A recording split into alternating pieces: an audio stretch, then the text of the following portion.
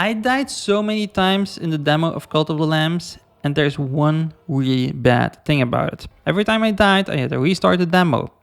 But in hindsight, I learned a lot about the game by restarting the demo over and over and over. Let's start off with the story. Now, first off, you are a lamb who is just going to get led to the slaughter. So basically, 4 gods are willing to sacrifice you to lock away a 5th one. Now, this 5th one is actually going to be your next deity, and he's going to save you, and he's going to give you powers as long as you make a cult for him. Now, the next of the game is basically you defeating those next gods, and there is probably going to be a few surprises along the way. Now, the gameplay aspect can actually be divided in 2 different parts. First off, we have the cult, which is basically some kind of base building mechanic that supports you on your crusades, which is actually the roguelite version. Now, the home base is a large plot of land, and basically here you can actually build machines on top of a grid system, and there is going to be a large variety of machines, and some will be fueled by grass, for example, that you can find during your crusades. Now, there is a large variety, and right now we don't really know a lot of them. We only see the cooking station in the demo, but we actually already can see that there are going to be a few different chapters. So first off, we have machines, we have fate, and decoration. So we can actually even decorate our cult. Now, I assume there are going to be different tiers of machines that you can unlock along the way, because basically the food that we were cooking in the demo is, well, basically only 1 star out of 3. So there is going to be probably a few tier systems of machines that you need to unlock to every time, kind of fulfill higher purposes, as a cult does. But machines aren't the coolest thing about building a cult. It are the worshippers that you can actually just sacrifice whenever you want. Well, basically you can find these by doing crusades, which are the roguelite function that we're going to be talking about in a second. But actually they are really cool, because first off, you can customize their name, their race, their color, which is already cool in its own, but there are also going to be specific traits. Now, these traits can actually be positive, they can be negative. So depending on these, you may want to choose to really invest in this worshipper, and this one, well, let's just lead him to the slaughter for a deity. Once you have a worshipper, well, basically now you can just send them to work. So you can let them chop down some trees or mine some stone from a nearby stone block, and basically stuff like that. And once they're done, they will just put all the materials they have collected into this specific chest at the entrance of your base. All these worshippers actually come at a cost. Now, there are different ways that you can feed them. Now, first off, you just need to collect the materials, and the materials you can actually collect in the crusades, or you can just place down a farm-like machine. Just place some seeds down there, then you can get some bushes and you can collect berries, for example. And those berries you need to use in the cooking station to actually make some meals out of them. And I assume the better the meals are going to be, well, basically the more work they are going to do. To go on a crusade, you just go north from the base, and there you're going to see multiple doors. There are going to be 4 small ones, each leading to a different area and presumably a different boss. There's going to be a big one in the middle, and this one is probably going to be some kind of end boss, but we don't know just yet who that is or what that's going to be like. Now, those 4 small doors actually basically open up depending on the number of worshippers you have in your cult. So some will require, for example, 8, some 12, and stuff like that. Now, every crusade is basically divided in a path. So after defeating the first few rooms, well, basically you are going to get the option to choose a specific path. Along this path, you may find different challenges. Now, for example, you may choose to find the path to get some extra food, to get some extra materials, maybe a worshipper, and there are also going to be a few ones that you can follow, and there you will find specific challenges, so like the one that I found, and that actually offered enemies who have double the damage and half the health.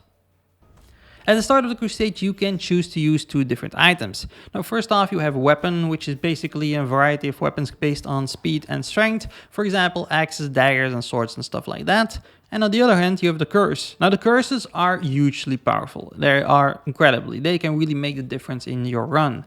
Now, there are 2 different ones that I found in the demo right now, and that's going to be the Bloody Slash, which was some kind of AoE damage that just, kind of obliterated every enemy in front of me.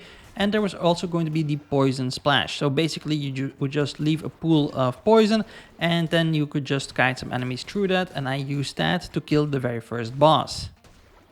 But the only downside to curses is that you actually need a specific resource. These are basically going to be red blood tears that you can just actually collect whenever you are defeating an enemy. If the enemy dies, well, you can just pick up these things, and after that you can just use your curse.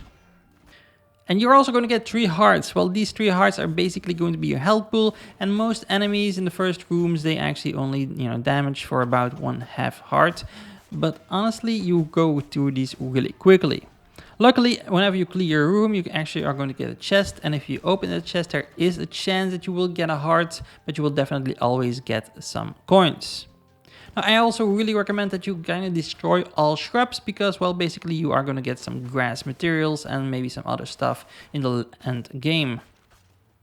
There are also going to be multiple helpful NPCs that you can find along the way. I found 2. First one was going to sell me tarot cards, which could give me stuff like, for example, an extra heart for my health pool. And there was also another guy where you can actually just buy specific weapons.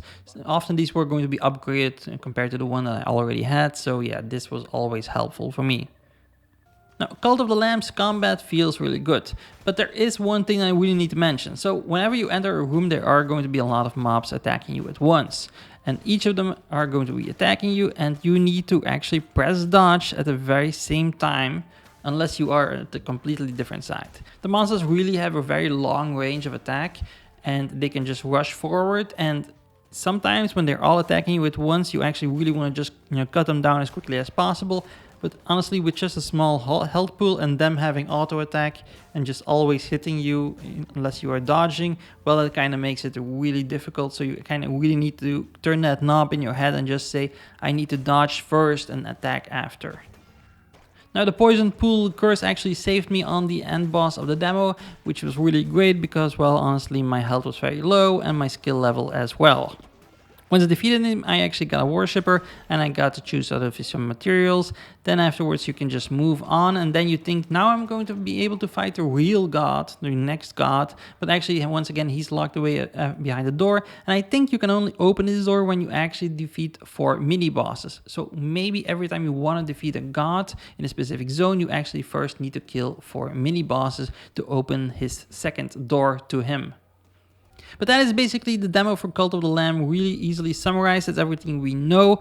The game is coming out on August 11th. I think it really feels good. The cult system is going to be great. The combat system is going to have a little bit of a learning curve, but I think that's also going to be fine once you actually unlock some upgrades for your weapons and stuff like that prior to actually going into the crusade. So I think that's also going to be a lot better in the real game, and I'm looking forward to cover it once it comes out.